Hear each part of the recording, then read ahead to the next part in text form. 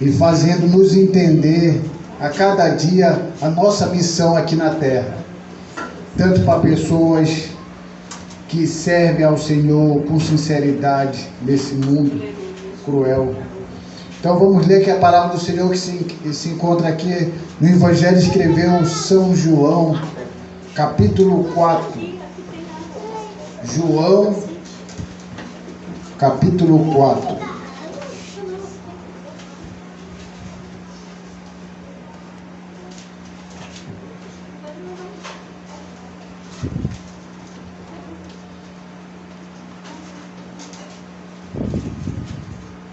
A palavra do Senhor diz: quando, pois, o Senhor veio a saber que os fariseus tinham ouvido dizer que ele, Jesus, fazia e batizava mais discípulos que João, e se bem que Jesus mesmo não batizava, e sim os seus discípulos, deixou a Judeia, retirando-se outra vez para a Galileia. E era necessário atravessar a província de Samaria. E chegou, pois, a uma cidade samaritana chamada Sicar, e perto das terras que Jacó dera a seu filho José. Estava ali a fonte de Jacó. Cansado da viagem, assentara-se Jesus junto à fonte por volta da hora sexta. Nisto veio uma mulher samaritana tirar água e disse-lhe Jesus: dai-me de beber. Pois os seus discípulos tinham ido à cidade para comprar alimento. Então lhe disse a mulher samaritana: como sendo tu judeus, pede de beber a mim, que sou mulher samaritana? Porque os judeus não se dão com os samaritanos. Replicou-lhe Jesus: se conheceras o dom de Deus e quem é o que te pede, dai-me de beber, tu lhe pediria e ele te daria água viva. Respondeu-lhe ela: Senhor, tu não tens com que tirar, o poço é fundo. Aonde, pois, tem a água viva? És tu, porventura, maior do que Jacó, o nosso pai, que nos deu o poço do qual ele mesmo bebeu, e bem assim seus filhos e seu gado? Afirmou-lhe Jesus: quem bebe desta água tornará a ter sede. Aquele, porém, que beber da água que eu der, nunca mais terá sede. Pelo contrário, a água que eu lhe der será nele uma fonte, e jorra para a vida eterna. E disse-lhe a mulher: Senhor, dai-me dessa água, para que eu não mais tenha sede, nem precise vir aqui buscá-la. Disse-lhe Jesus: vai, chama o teu marido e vem cá. E lhe respondeu a mulher: não tenho marido. Replicou-lhe Jesus: bem disseste, não tenho marido, porque 5 maridos já tiveste, e esse que agora tens não é teu marido. Então disseste com verdade. Podeis sentar. Temos aqui um fato, uma história verdadeira, que fala de uma ação de Jesus Cristo.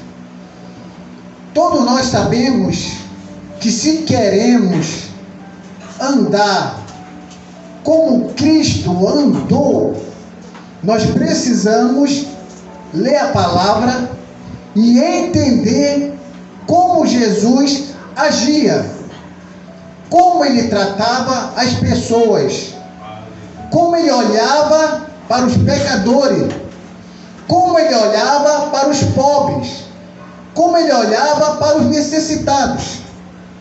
Quando você vê a vida de Jesus, o ministério de Jesus, a vida como ele se comportava, você vai perceber nos dias atuais que muita gente por aí que se diz seguir a Jesus estão equivocadas. Quando você lê a vida de Jesus e como ele tratava os pecadores, as pessoas, você vai perceber que muitas pessoas que se dizem servir ao Senhor aí fora estão muito longe do exemplo que Jesus deu quando esteve aqui na terra. E quando você começa a entrar nesse mistério de analisar Jesus, e como ele tratava o necessitado, e como ele tratava as pessoas com dificuldades sociais, a gente percebe que tem muita gente, tem muitos pastores, tem muitos diáconos, tem muitos presbíteros, tem muita irmã do círculo de oração aí fora que não aprendeu nada com Jesus,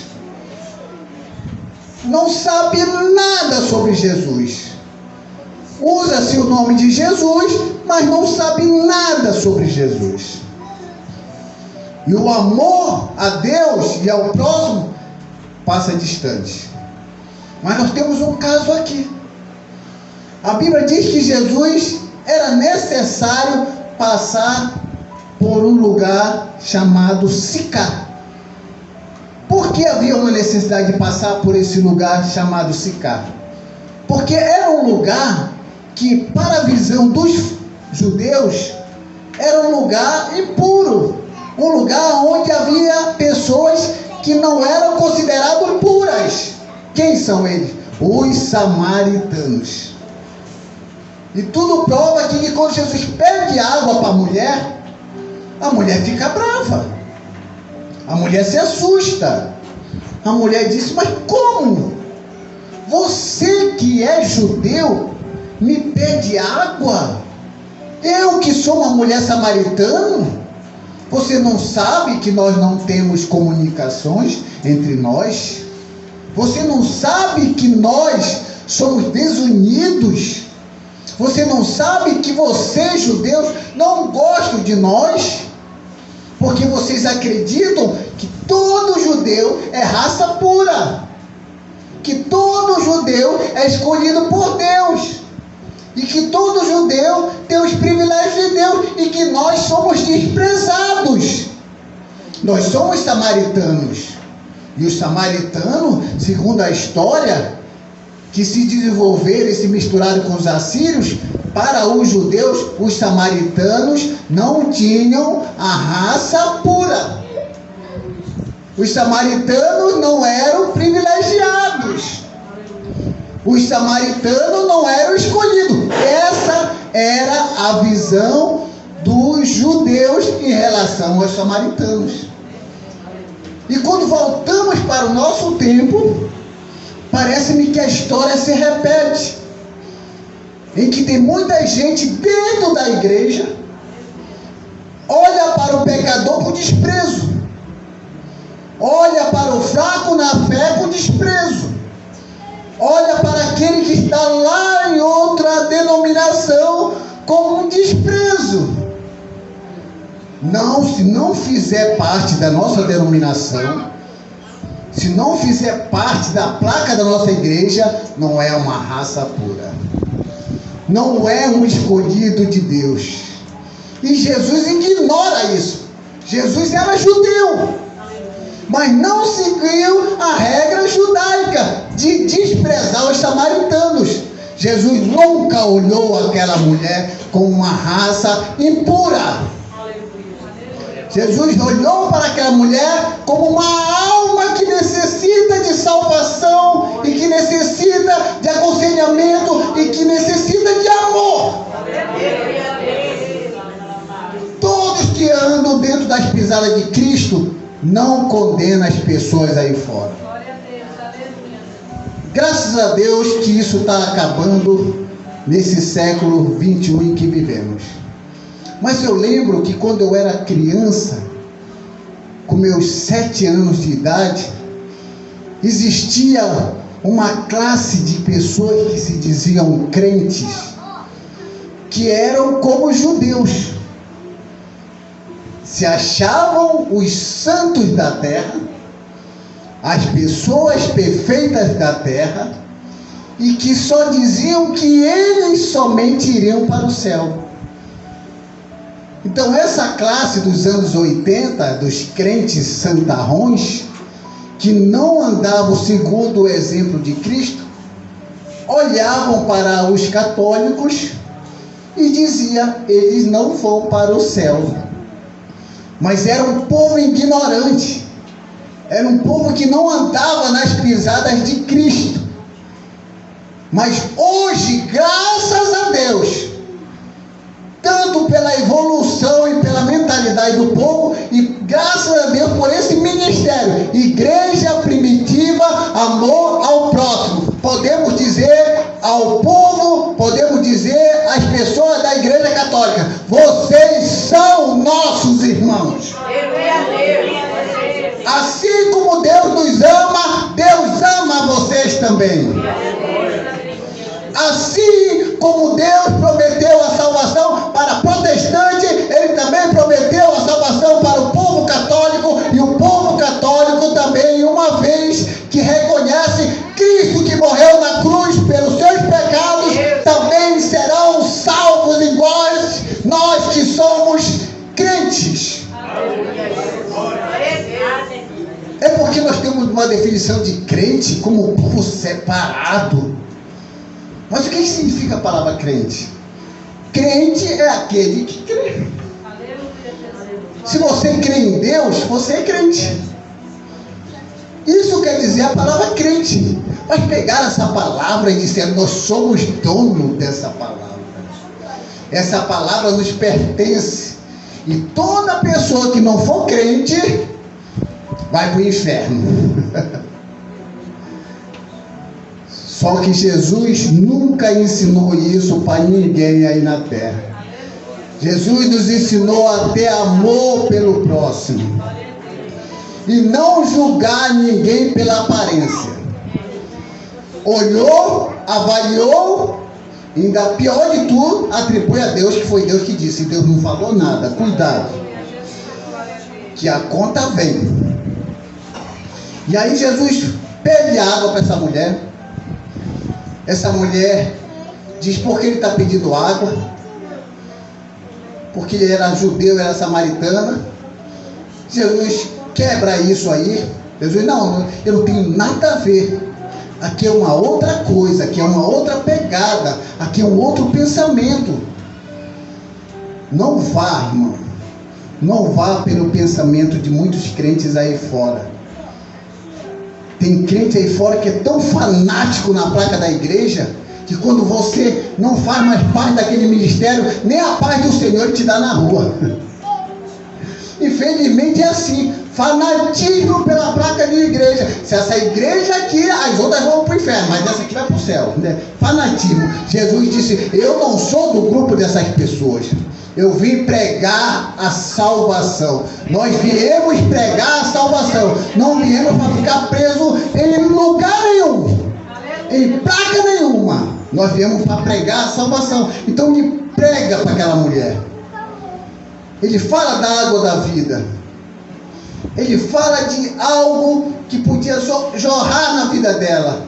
Mas toda essa conversa que Jesus está tendo com a mulher samaritana sobre a água da vida, não era exatamente isso que ele queria falar.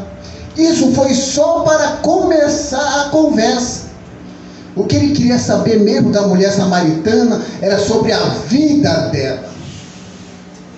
O que ela tinha que a incomodava.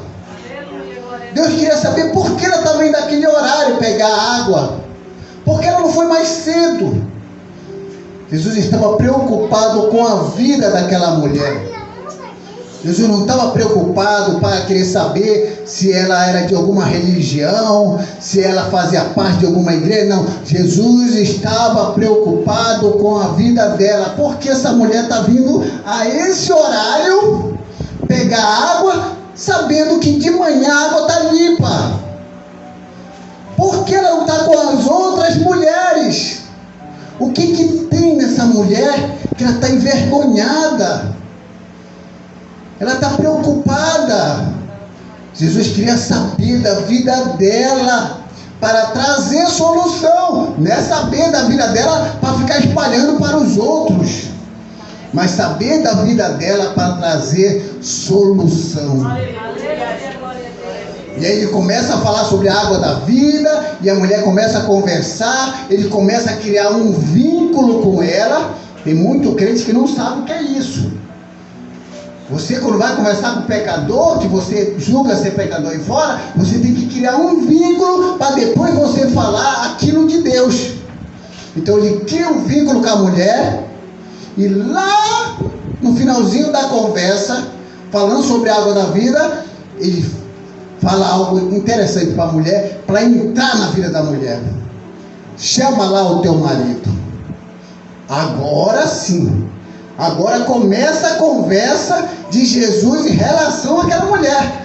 Toda aquela conversa inicial era só para criar um vínculo. Eu te ofereço a água da vida, você não vai sentir sede. E aí aquela mulher começa a conversar, começa a se desenvolver. Toda a cultura de afastamento é quebrado. Aí Jesus entra na vida daquela mulher e fala: olha, chama agora o teu marido. Ela disse: olha, Jesus, eu não tenho marido. Ela fala: eu não tenho marido. Jesus: disseste bem, que você teve 5, e agora o que tu tem não é teu. Disseste a verdade. Agora que eu sei da sua vida, agora que eu sei do seu comportamento, agora que eu sei porque você não está vindo cedo, porque você está com vergonha de outras mulheres, porque elas vão te julgar, é porque você teve 5 maridos. O que você tem agora pertence a alguma mulher que aquelas outras que vêm de manhã conhecem ela. E você, com vergonha dela apontar o dedo para você e você se sentir envergonhada, você prefere vir sozinha a esse horário pegar uma água barrenta, mas se poupando das acusações. As pessoas aí fora estão fugindo das acusações. E a gente tem que entender isso. Se estão fugindo das acusações, devemos fazer como Jesus: não ir e acusar. Porque aquela pessoa já é acusada a vida inteira. E Deus que te escolhe para pregar o evangelho, você acusa também. Você está igual às outras mulheres. Você está igual às outras pessoas. Que diferença faz? Você não está agindo como Jesus. Aí quando Jesus conversa com ela, ela fala que ela teve 5 maridos, que ela tem não é dela. Jesus começa a dar a solução para o problema dela.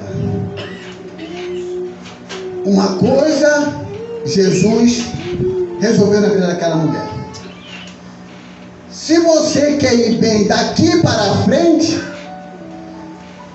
você precisa resolver daqui para trás. Se alguma coisa no teu passado te incomoda no presente, é porque precisa você resolver alguma coisa aqui atrás, para que você ande de cabeça erguida aqui na frente. Resolva daqui para trás, para que você possa ir bem daqui para frente. As pessoas te acusam, as pessoas apontam o dedo para você. Isso sempre vai acontecer. Deus te salvou, Ele perdoou os teus pecados. Você agora é uma mulher de Deus, você é um homem de Deus. Mas eu devo dizer uma coisa para vocês: que os símbolos criados por nós no passado, os símbolos que nós deixamos as pessoas verem com a nossa vida no passado, nós chamamos isso de culpa histórica. Uma culpa histórica é aquela culpa, é aquela ação que você fez no passado e que te incomoda, e que você se arrepende de ter cometido aquilo e não queria que se apagasse da história. Mas o povo sempre está te relembrando daquilo. Mas eu te digo que você não deve se preocupar com isso. Uma vez que o próprio Cristo, o próprio Deus te perdoou, Ele vai fazer na sua vida exatamente o que fez na vida dessa mulher. Ele trouxe uma sensação para ela de paz, que tudo que incomodava ela daqui para trás foi resolvido daqui para frente. E agora ela só tinha uma dúvida na cabeça dela: em que lugar eu devo servir ao Senhor? Em que lugar, quando eu falar com Deus, Ele me ouve? Aí ela coloca duas opções. Os judeus dizem que é em Jerusalém, Jesus, que se orar, Deus ouve. Mas nós que somos samaritanos, acreditamos que é no monte. Mas aonde é realmente Deus nos ouve? É em Jerusalém ou é nos montes? Jesus falou, não é nem em Jerusalém e nem no monte. Sabe quem Jesus ouve? Aqueles que adoram Jesus em espírito e em verdade. Seja na sua casa, seja no seu trabalho, seja na igreja, seja na católica, seja na Deus é Amor, seja na Assembleia de Deus, que deixou de ser de Deus há muito tempo, seja na Universal, seja na Quadrangular, em qualquer lugar aonde você orar, aonde você conversar com Deus em espírito e em verdade, Deus te ouve. Deus te ouve, porque quando você falou de Deus, você não acusou, você deu a solução para aquela pessoa que tinha um problema lá atrás. Foi resolvido agora, porque ela conversou com a pessoa certa, e uma pessoa que andou nos passos de Jesus. Então Jesus nos ensina hoje: jamais acuse as pessoas, jamais condene as pessoas, jamais lance as pessoas no inferno. Jamais diga que ninguém tem mais nenhum valor, mas dê a solução. Nós não temos poder de salvar ninguém, mas a palavra diz que nós devemos pregar. Pregue e pregue. Quem vai convencer, quem vai tocar é o Espírito Santo de Deus. Ninguém aceita Cristo por causa de persuasão humana. Todas as pessoas aceitam a Cristo porque são tocadas pelo Espírito Santo. A mãe do irmão Márcio, ela está aqui. Sabe por que ela veio aqui? Porque ela foi tocada pelo Espírito Santo. Deus falou no íntimo dela: vai naquele lugar. Ela não veio aqui porque alguém fez o convite simplesmente, porque ela pode dizer: não, eu não vou não, eu vou para outro lugar, eu vou fazer uma outra coisa. Mas Deus tocou o coração dela, o Espírito Santo tocou o coração dela, para ela vir aqui nesta noite e ouvir essas palavras, porque tudo que aconteceu no seu passado, Deus já perdoou. E a senhora já está resolvida daqui para frente, porque lá para trás já está resolvido, e a senhora anda bem daqui para frente, porque Deus deu a solução. E não há ninguém nesse mundo que aponte o dedo para a senhora e lhe acuse, porque o perdão de Deus reina na sua vida. E quando nós entendemos isso, essas palavras de força, essas palavras de convicção, essas palavras de Jesus, ninguém se entristece, ninguém se enraivece, mas o coração abre para o Espírito Santo, abre para Deus e para dizer: hoje eu me senti bem em estar naquela casa, eu me senti bem em ir para aquela igreja, porque eu ouvi Deus falar através daquela pessoa. E Deus fala através de nós, não é porque nós somos perfeitos, absolutamente, mas porque tentamos o mais próximo possível andar nas pisadas de Cristo. Leia sobre a vida de Cristo, toda a maneira como ele tratava as pessoas, e você vai ver que as pessoas irão procurar a casa de Deus. As prostitutas procuravam Jesus, os ladrões procuravam Jesus, todas as pessoas que a sociedade discriminava procuravam Jesus, porque tinham uma palavra de vida. Mas hoje em dia, quando nós pregamos o Evangelho, quando eu fazia parte da Assembleia de Deus, Ministério de Belém, quando eu pregava o Evangelho, uma pessoa dizia assim, uma pessoa que a vida era prostituta, era ladrão, falava, vai lá na igreja. Falou, eu ir lá na igreja? Para eles apontarem o dedo? Para eles me acusarem? Para eles me discriminarem? Aí eu ficava pensando, meu Deus, tem alguma coisa errada. Se esse povo que se diz seguir a Jesus, e as prostitutas, os ladrão, faziam questão de ouvir Jesus, e esse povo não quer ir na igreja, porque está com medo de serem acusados, que lugar é esse? Que afastamento do verdadeiro evangelho é esse? Então eu me decidi. Eu aconselho a todos a se decidirem hoje a seguir os passos de Cristo. Leia os 4 evangelhos sobre a vida de Jesus, como ele tratava as pessoas. Vamos aprender com Jesus.